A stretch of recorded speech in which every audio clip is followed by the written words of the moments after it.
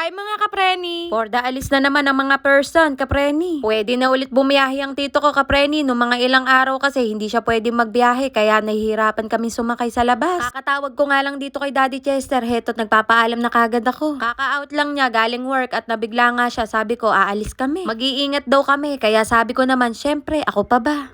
At kasama ko si Kuya Ken na palaging sumasama. Napaka-traffic nga mga kapreni, pero ang tito ko walang traffic sa kanya. Traffic lang yan kapreni, madiskarte ang tito ko. Kaya gustong gusto kong sumasakay sa tito ko dahil kapag ka-traffic, gumagawa talaga siya ng paraan. Wala namang masama sa gumagawa ng ganito. Ang masakit kapreni, hindi ka nakapunta sa pupuntahan mo kasi nga traffic. Kaya kayo kapreni, kapag ka magagawi kayo dito sa Nueva Ecija at dito kayo dadaan sa Gapan, naku po, napaka-traffic. Siyempre, hindi naman kayo magagawi dito, ang layo kaya nito.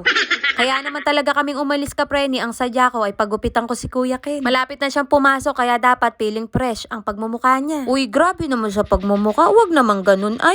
Sabi ko kapreni habang nagpapagupit siya at ako'y aalis muna. Bibili ako ng merienda namin para hindi naman nakakahiya sa tito ko naghihintay. Sus Mariosep mga kapreni, ayaw magpaiwan kaya sabi ko paano ka matututo mag-isa. Kaya naman mga kapreni ako'y humimas-himas na lang ng aking buhok. Bala ko na rin sana magpagupit kaya lang sabi ng asawa ko pahabain ko na daw ulit yung buhok ko. Paglabas namin ng salon, kapreni, umuulan. Ito na nga ba ang sinasabi ko, kapreni, nabasa na ako ng ulan. At dahil naulan nga, kapreni, nag-iisip ako ano bibiling kong merienda sa amin. Kaya dito na lang ako bumili ng merienda. Alam nyo ba yan, kapreni? Kasi ko, hindi ko rin alam to. Siyempre, joke lang.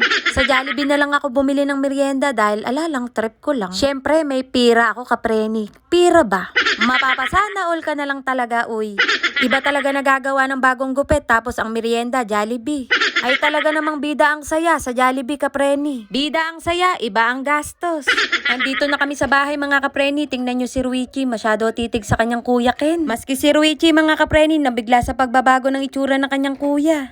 Si nanay nga pala ang nagbabantay kay Ruichi kapag pupunta ako ng bayan. Tinake out ko na lang pala yung Jollibee mga kapreni para dito na lang kami kakain sa bahay. Masaya kasi kapag kasabay-sabay kumakain. Binibiro ko pa nga ang nanay ko dito mga kapreni. Nay, nung bata ako, hindi ako nakakapag-Jollibee, no? Kasi nga wala tayong pera. Natatawa na nga lang ang nanay ko mga kapreni. Pero ngayon mga kapreni, nakakabili na ako at nakakatikim na rin ng mga anak ko. Iba talaga ang nagagawa ng pera mga kapreni. Kaya sabi ko sa inyo mga kapreni, mukha akong pera.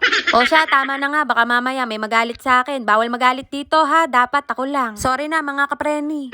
Buti na nga lang mga kapreni, yung mga anak ko malakas kakain. Kasing lakas ko kumain. Tingnan nyo si Ruichi, may kinakain na yan. Masyado patitig si burger. Maraming nakakapansin mga kapreni, ang lulusog daw ng mga anak ko. Kahit man ako mga kapreni, napansin ko. Akala nyo ba kayo lang ang nakapansin? Ako din. Kaya ang Daddy Chester sobrang sipag magtrabaho. Kaya napakaswerte ko mga kapreni dahil meron akong asawang napakasipag at mapagmahal. O tama na, baka mamaya meron na namang mag-comment dito. Lagi ko daw sinasabi yung sukat ng asawa ko, hindi na daw maganda. Nagsabi lang naman ako na alam ko yung sukat ng asawa ko, hindi na ba maganda yun? Siyempre, asawa ko kapreni, talagang alam ko sukat niya.